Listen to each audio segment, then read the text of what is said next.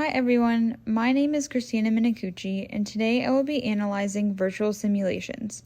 For the purposes of this presentation, I will be discussing simulations in the context of health sciences education. Let's start by discussing what virtual simulations are.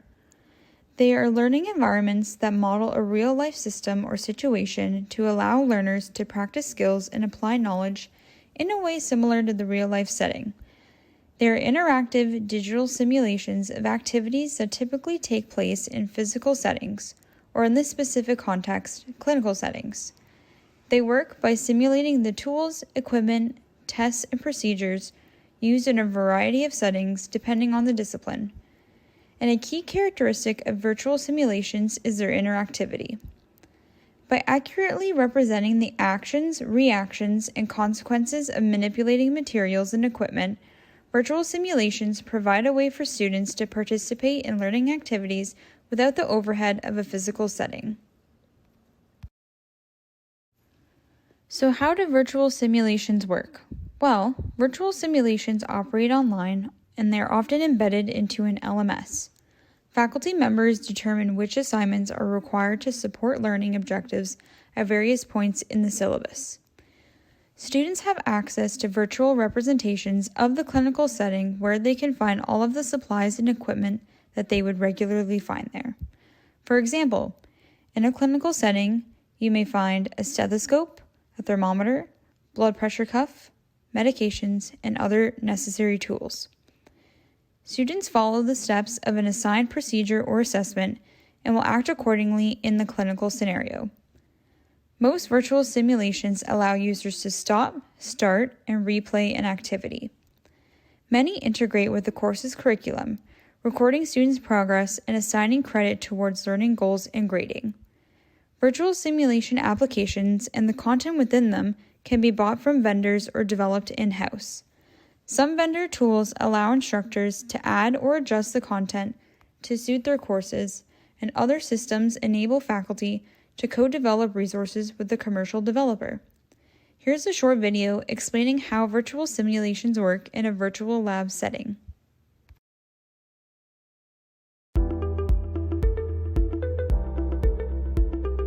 What if you could give your students access to a fully equipped million-dollar laboratory that engages them in science through a highly immersive learning experience? With Labster, you can. Labster offers students access to a realistic lab experience that will let them perform experiments and practice their skills in a fun and risk-free learning environment.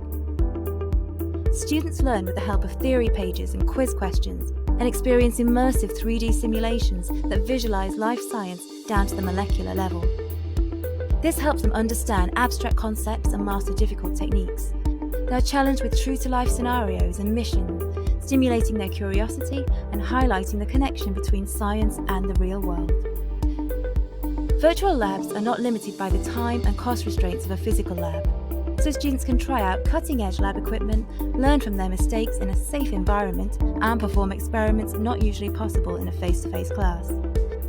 Research shows that students learn twice as much when traditional lectures are supplemented by Labster's virtual labs. Get Labster today and help empower the next generation of scientists to change the world.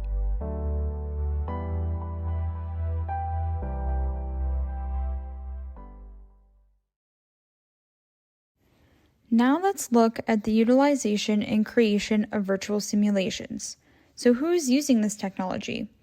Well, a range of commercial, nonprofit, and educational organizations have developed virtual simulation applications and content. For example, CAMH.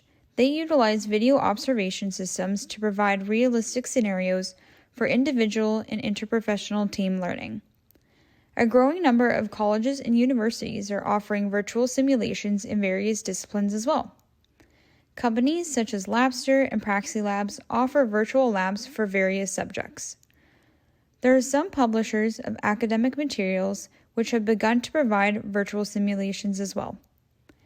As discussed previously in this course, there are also online websites and apps that offer free virtual labs and simulations to aid in student development and act as supplemental teaching tools.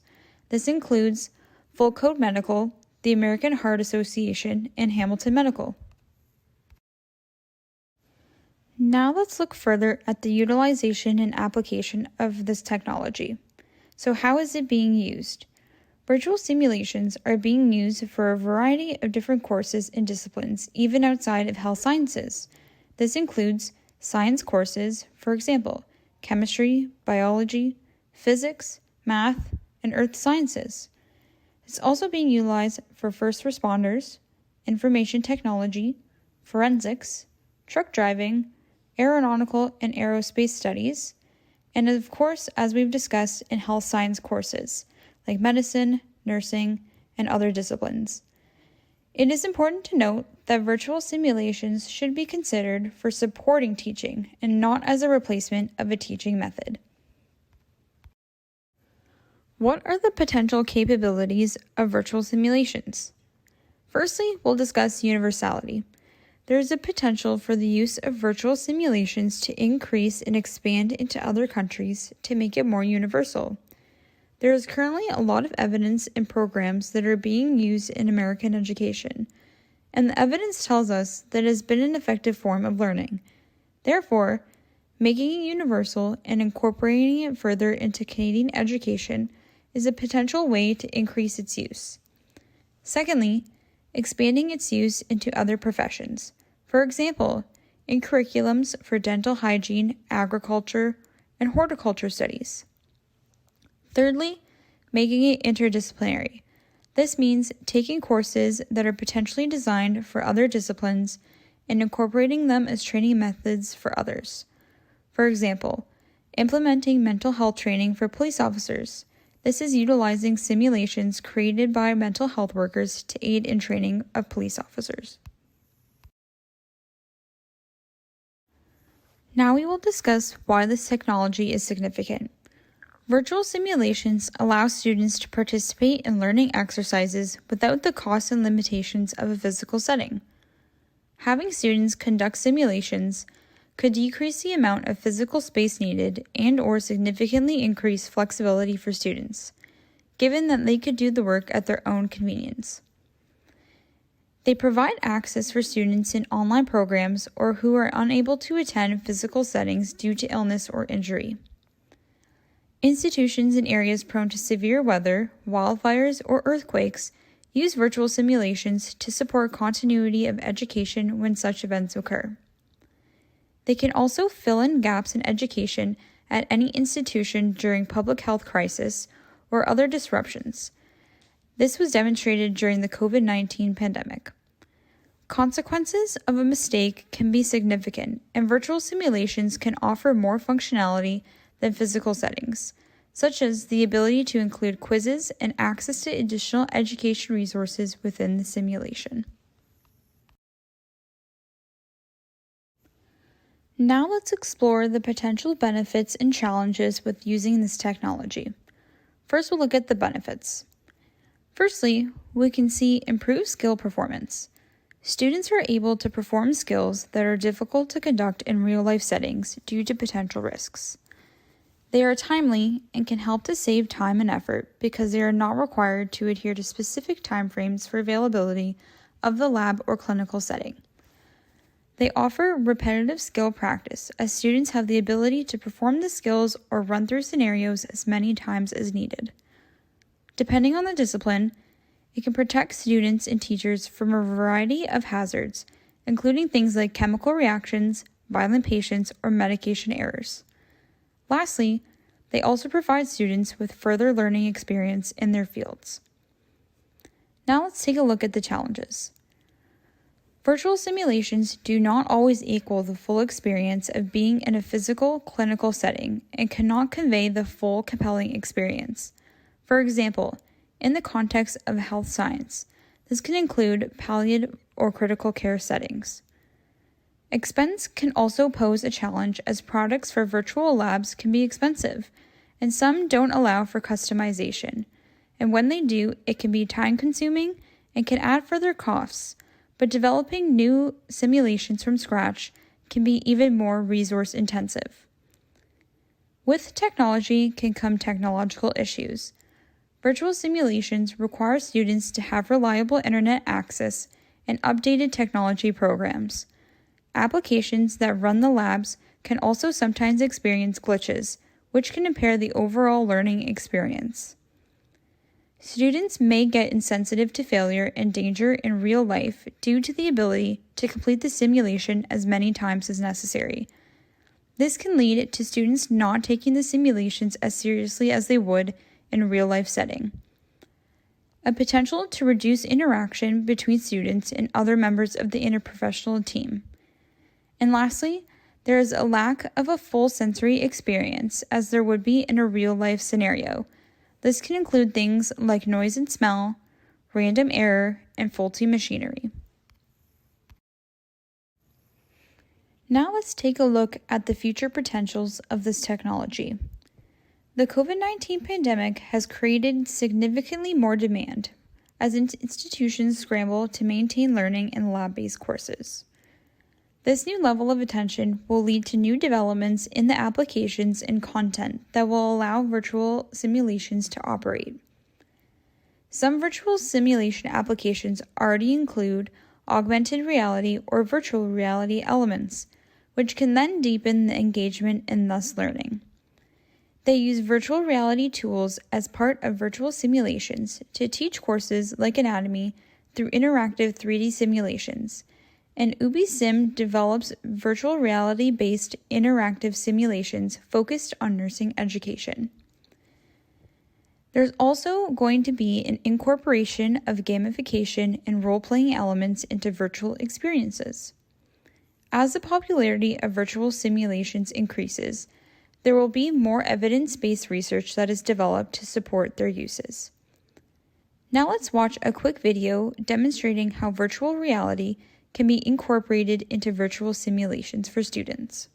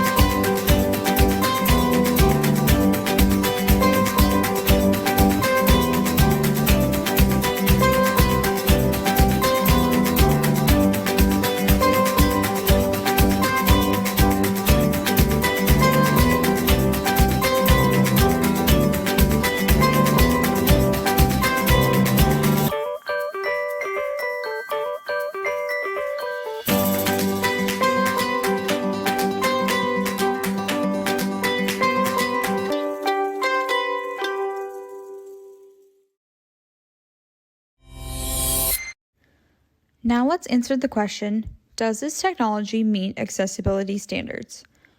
Unfortunately, virtual simulations do present accessibility barriers to students or faculty with disabilities.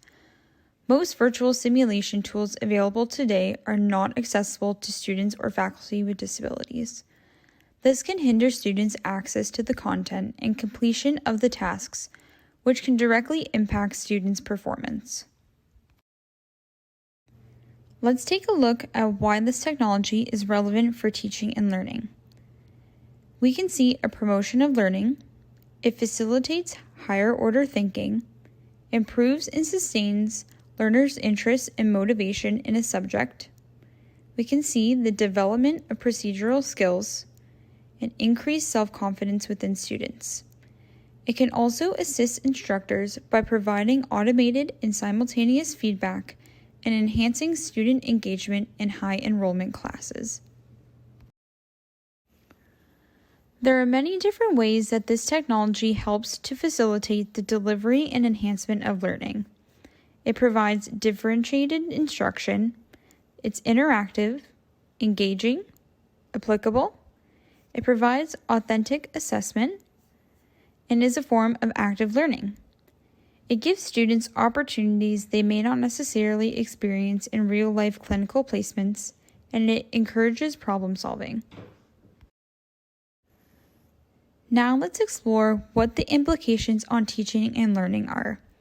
Virtual simulations can be an important element in institutional efforts to expand access to lab and clinical-based courses to more and different groups of students. They can act as contingency plans for natural disasters or other interruptions of campus activities. They can also provide different and additional resources for courses that have traditionally been particularly difficult for some students to comprehend. As we know, making mistakes is an important part of learning, and virtual labs help create a wider margin for errors than a physical setting. It's also important to note that they are not a good substitute for sophisticated, highly complex activities, but in many contexts, they are an increasingly viable alternative to physical settings for introductory mid-level courses. Now for the last portion of the presentation, we will take a quick look at what the impact on the educational experience as a result of using this technology is. Firstly, it creates meaningful learning opportunities for students as it is engaging, interactive, and a non-traditional form of learning. And secondly, the receival of feedback can help to promote further improvement in knowledge translation for students. As we can see, virtual simulation-based learning can amplify real experiences with guided experiences, and it can be the way to develop students' knowledge, skills, and attitudes whilst being engaging and interactive. It is a growing part of modern-day curriculums and offers a safe space where students can learn skills and become competent and confident professionals. In saying this, I leave you with a few points to ponder. Firstly, should virtual simulations be incorporated into methods of assessment for higher education students or for practice and reflective practices only? Can they be considered accurate forms of assessment? 2. Can simulations be incorporated into any higher education course or only where hands-on experience is required? This concludes my analysis on virtual simulations. Thank you for listening, and I hope you enjoyed my presentation.